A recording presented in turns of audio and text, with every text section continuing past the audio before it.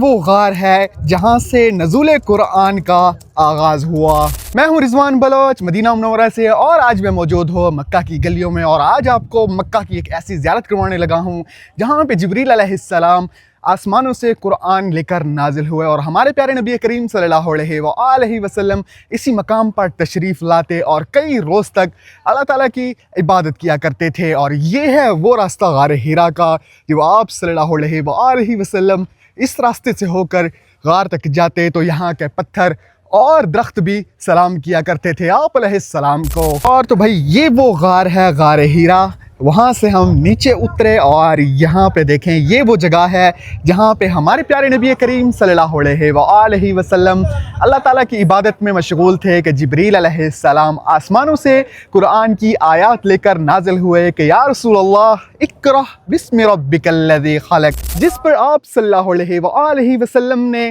حضرت جبریل علیہ السلام سے کہا کہ میں پڑھنا نہیں جانتا، جس پر جبریل علیہ السلام نے ہمارے پیارے نبی کریم صلی اللہ علیہ وآلہ وسلم کو اپنے سینے سے لگایا اور کہا اقرأ بسم ربک الذی خلق۔ تو یہ وہ غار ہے جہاں پہ نزول قرآن کا آغاز ہوا، اور یہ ہے شہر مکہ، اور اس طرف ہے مکہ کا خوبصورت سا نظارہ۔